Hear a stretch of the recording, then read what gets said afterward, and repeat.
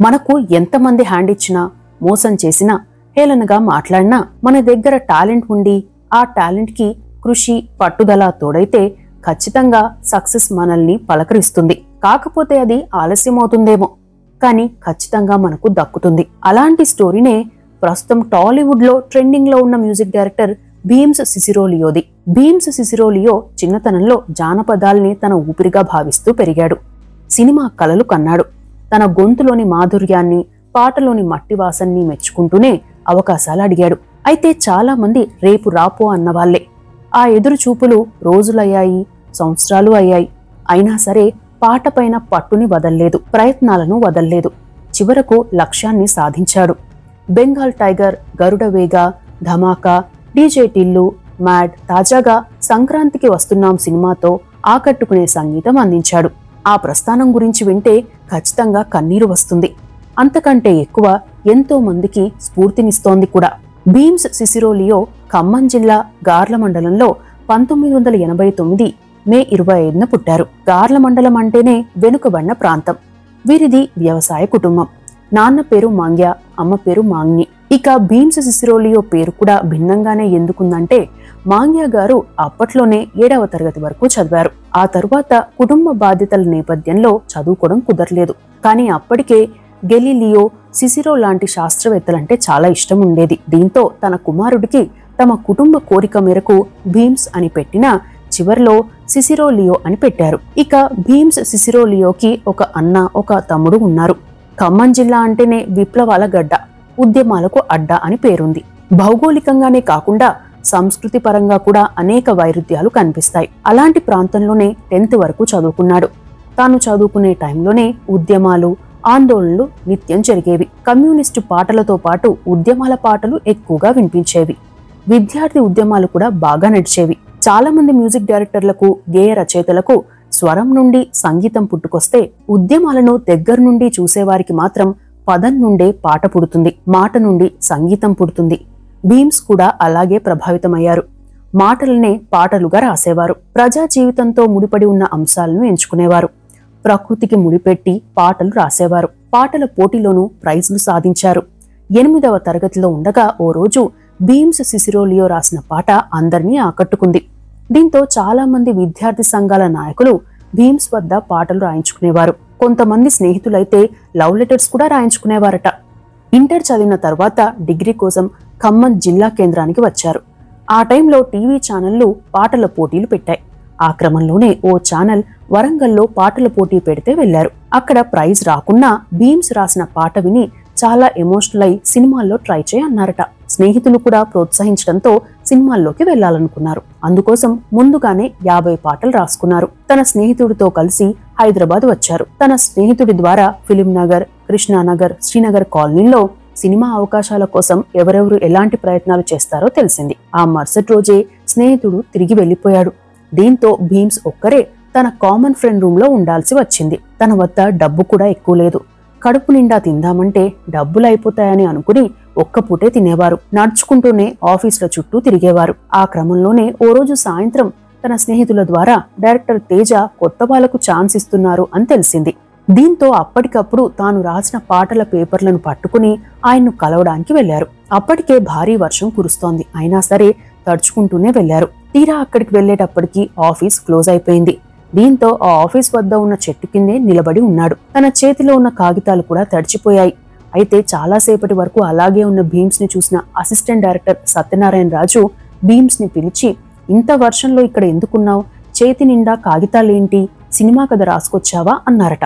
అయితే తాను పాటలు రాస్తానని చెప్పి ఆ కాగితాలను చూపించబోతుంటే ఆ అసిస్టెంట్ డైరెక్టర్ తన కారులో కూర్చోబెట్టుకుని, పాట నేను చదవను గాని ఒక పాట పాడు అన్నారట. దీంతో ఓ పాటను ట్యూన్ కట్టి వినిపించారు భీమ్స్ గారు. ఆ పాటలు ఆయనకు బాగా నచ్చాయి. ఆయన మరో వ్యక్తికి పరిచయం చేస్తే ఆయన టచ్ లో ఉండమని చెప్పారట. తరువాత చాలా మందిని కలిసేందుకు ప్రయత్నించినా కలిసే అవకాశం రాలేదు. దీంతో తిరిగి తన ఊరెళ్లిపోయారు భీమ్స్. నెల రోజులకోసారి వచ్చి కలిసేవారు.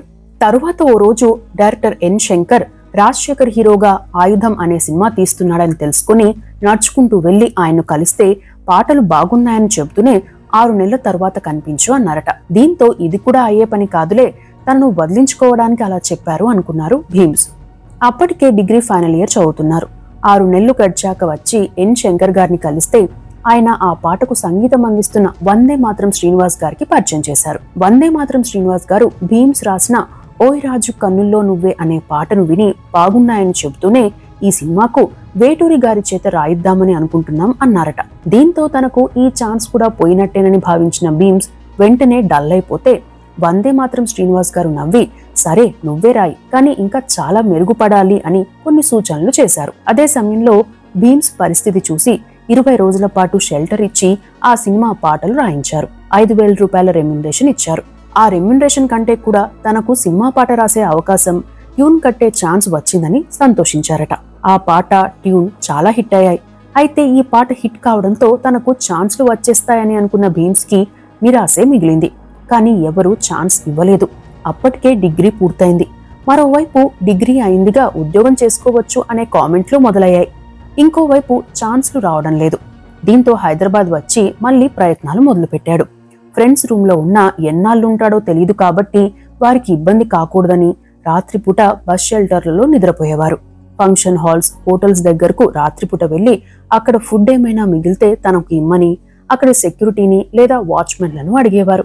అక్కడ కూడా కొన్ని చీత్కారాలు, అవమానాలు ఎదురయ్యేవి. అయినా సరే ఛాన్స్ల కోసం తిరిగేవాడు. డైరెక్టర్లు ఏ టైంకి రమ్మంటే ఆ టైంకి తన వద్ద ఉన్న కవర్లోని బట్టలు మార్చుకుని వెళ్లేవాడు. చాలా మంది రేపురా మాపురా అని చెప్పి పంపించేవారు.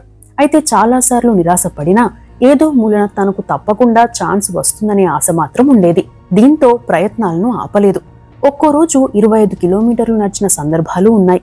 కాళ్లకు బొబ్బలు వచ్చేవి. అయినా సరే భరిస్తూ ఉండేవారు. తాను ఇంటికి వెళ్ళకపోతే ఇంట్లో టెన్షన్ పడతారని భావించి అప్పుడప్పుడు ఇంటికి వెళ్లేవాడు. చేతిలో డబ్బులు లేకపోవడంతో టికెట్ లేకుండా ప్రయాణం చేసేవారు. ఒక్కోసారి దొరికిపోయేవాడు. కొన్నిసార్లు టీసీలు కొట్టేవారు కూడా. 2 ఏళ్ల పాటు ఇలాగే తిరిగారు భీమ్స్. కానీ జీవితం ఎక్కడో ఒక చోట మనకు తారసపడిన వ్యక్తుల ద్వారా ఒక్కోసారి అవకాశం ఇస్తుంది. భీమ్స్ విషయంలోనూ అదే జరిగింది. భీమ్స్ పాటలు రాసిన ఆయుధం సినిమాకి సంపత్ నంది గారు డైలాగులు రాశారు. అక్కడే వీరికి పరిచయం అయింది. అప్పటికే ఆయన డైరెక్టర్ కావాలనే లక్ష్యంతో పలు స్టోరీలు, డైలాగులు రాసుకునేవారు. అవి భీమ్స్ కి వినిపించేవారు. దీంతో వారికి స్నేహం మొదలైంది. కానీ ఎవరి కష్టాలు వారివే. కొన్ని రోజుల తర్వాత సంపత్ నంది గారు ఏమైంది ఈ వేళ అనే సినిమాను డైరెక్ట్ చేస్తుంటే భీమ్స్ వెళ్లి అడిగాడు. ముందుగా ఛాన్స్ ఇచ్చారు, కానీ కారణం చెప్పకుండానే తప్పించారని ఆ రోజు తాను చాలా బాధపడ్డారట. సంపత్ నంది కూడా చాలా ఫీల్ అయి తన చేతిలో ఏమీ లేదని చెప్పారట. ఆ తరువాత రచ్చా సినిమాకి సహకారం అందించారు. ఆ సినిమాలోనే భీమ్స్ కి థ్యాంక్స్ కార్డ్ పడింది. అయితే తరువాత ఛాన్స్లు మాత్రం రాలేదు. అప్పటికే నిరంతరం పలు ప్రయత్నాలు చేయడం, ఎండా వాన తేడా లేకుండా తిరగడంతో అలసిపోయి కనిపించేవాడు. దీంతో తండ్రి పిలిపించి తోటి వాళ్లంతా ఉద్యోగం చేస్తుంటే నువ్వు గాలి తిరుగులు తిరుగుతున్నావు అని కోపడ్డారు. దీంతో కోపం వచ్చి హెడ్సెట్ రాశారు. రాజమండ్రి కాలేజ్లో సీటు వచ్చింది. తనకు ఇష్టం లేకున్నా తండ్రి కోరిక మేరకు వెళ్లాడు. అక్కడ ఉండడం ఇష్టం లేకపోయినా మొక్కుబడిగా క్లాసులకు వెళ్లారు. అయితే అక్కడ క్లాసులో ఉన్న 40 మంది అమ్మాయిలు, 40 మంది అబ్బాయిలు యాక్టివ్ గా ఉండేవారు. వాళ్ళను చూసి తానెందుకు బాధపడాలనే ఆలోచనతో మార్పు వచ్చింది. బీఎడ్ పూర్తయ్యాక సోషల్ టీచర్ గా పనిచేశారు. తరువాత కాకతీయ యూనివర్సిటీ నుండి ఎంఏ ఇంగ్లీష్ చేశారు. కానీ నిరంతరం సినిమానే గుర్తుకొచ్చేది. ఆ టైంలోనే ఏమైంది ఈ వేళకి ఎగ్జిక్యూటివ్ ప్రొడ్యూసర్ గా ఉన్న ఎంఎస్ కుమార్ భీమ్స్ ని పిలిపించి ట్యూన్లు విన్నారు. ఆయన ద్వారానే నువ్వా నేనా చేస్తున్నప్పుడు దర్శకత్వ దాసర్ నారాయణ గారితో మాట్లాడించారు. ఆ తరువాత కెవ్వుకేక, జోరు, ఇలా ఎలా సినిమాలకి పనిచేశారు. సంపత్ నంది గారు బెంగాల్ టైగర్ లో ఛాన్స్ ఇచ్చారు. అప్పుడే రవితేజ గారు మెచ్చుకొని మరో సినిమాకు అవకాశం ఇచ్చినా ఆ ప్రాజెక్టు పట్టాలెక్కలేదు. ఆ తరువాత భీమ్స్ కెరీర్ ని మలుపు తిప్పిన సినిమా నక్షత్రం. డైరెక్టర్ కృష్ణవంశీ గారు పిలిచి ఆ సినిమాకి ఒక పాట చేయమన్నారు. ఒక్క పాట చేయడం ఇష్టం లేకపోయినా ఆయన మాట కాదనలేక మెలోడీ ట్యూన్ వినిపించారు. కానీ కృష్ణవంశీ గారికి ఫోక్ సాంగ్ కావాలని ఉండేది. అయితే భీమ్స్ వినిపించిన ట్యూన్ నచ్చడంతో మరో సాంగ్ కూడా ఇచ్చారు. ఆ 2 పాటలు కూడా రీ రికార్డింగ్ చేశారు భీమ్స్. ఆ టైంలో కృష్ణవంశీ గారి గైడెన్స్ తనకు ఎంతో ఉపయోగపడిందని ఓ ఇంటర్వ్యూలో చెప్పారు భీమ్స్. అయితే ఆ తరువాత కూడా కొన్ని ఛాన్స్లు మాత్రమే వచ్చేవి. ఓ రోజు రవితేజ గారు కనిపిస్తే ఏం చేస్తున్నావు అని అడిగారట. తన చేతిలో ఉన్న ప్రాజెక్టులను చెప్పారట భీమ్స్. దీంతో రవితేజ గారు స్పందిస్తూ బెంగాల్ టైగర్ సినిమాకు ఎంత మంచి మ్యూజిక్ అందించావు, ఈ పాటికే నువ్వు ఎక్కడో ఉండాలి కదా అని తన ధమాకా సినిమా నేపథ్యాన్ని చెప్పి ఆ సినిమాకు కూడా మ్యూజిక్ అందించాలని చెప్పారట. ఆ సినిమా తరువాత భీమ్స్ కి ఛాన్స్లు పెరిగాయి. 2022 నుండి వరుసగా ఏటా 4-5 సినిమాలు వస్తున్నాయి. అయితే తొలినాళ్లలో బడ్జెట్ తక్కువ ఉండేది. కానీ తన పాటకు ఎవరు సూట్ అయితే వారితోనే పాడించారు భీమ్స్ గారు.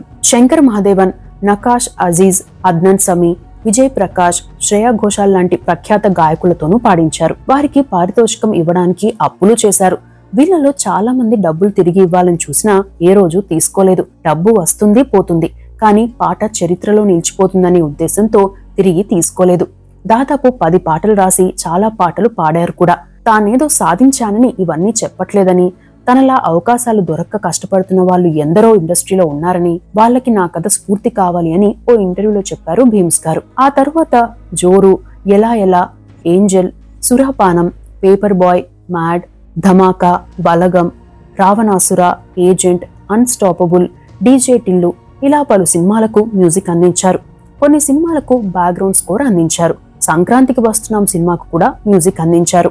ఇక బలగం సినిమాకు 13వ దాదాసాహెబ్ ఫాల్కే ఇంటర్నేషనల్ ఫిల్మ్ ఫెస్టివల్లో బెస్ట్ మ్యూజిక్ డైరెక్టర్ గా అవార్డు అందుకున్నారు. 81 దేశాల నుండి 780 సినిమాలు ఇందుకోసం పోటీ పడినా ఉత్తమ మ్యూజిక్ డైరెక్టర్ గా ఎంపికయ్యారు. ప్రస్తుతం మెగాస్టార్ చిరంజీవి గారితో మరో ప్రాజెక్ట్ చేస్తున్నారు. మొత్తంగా చూస్తే ఇప్పటి వరకు 37 సినిమాలకు సంగీతాన్ని అందించగా జోరు, ఆగడు, సీమ టపాకాయ్, ఆయుధం సినిమాల్లో పాటలు పాడారు. ఇక భీమ్స్ సిసిరోలియో ఫ్యామిలీ లైఫ్ విషయానికి వస్తే భీమ్స్ గారి భార్య పేరు మృదుల. వీరికి 2 పిల్లలున్నారు. సినిమాల కోసం ట్రై చేస్తున్న టైంలో భీమ్స్ కి పిల్లనిచ్చేందుకు ఎవరూ ముందుకు రాలేదు. ఇక భీమ్స్ మ్యూజిక్ డైరెక్టర్ అయ్యాక చాలా మంది పోటీ పడ్డారట. అయితే తన పక్క ఊరికి చెందిన తెలిసిన అమ్మాయి అయిన మృదులను ఆదర్శ వివాహం చేసుకున్నారు భీమ్స్ గారు. తనకు ఎన్ని సినిమాలు వచ్చినా ఇప్పటికీ సింపుల్ గానే ఉంటూ అందరికీ కావలసిన వాడిగా పేరు తెచ్చుకున్నారు భీమ్స్ సిసిరోలియో గారు. రానున్న కాలంలో ఆయన మరిన్ని సినిమాల్లో బెస్ట్ మ్యూజిక్ అందించాలని, మరిన్ని అవార్డులను అందుకోవాలని, ఇటు ప్రొఫెషనల్ లైఫ్ లో అటు పర్సనల్ లైఫ్ లోనూ మరింత హ్యాపీగా ఉండాలని కోరుకుందాం. ఇవి మ్యూజిక్ డైరెక్టర్ భీమ్స్ సిసిరోలియోకి సంబంధించిన అంశాలు.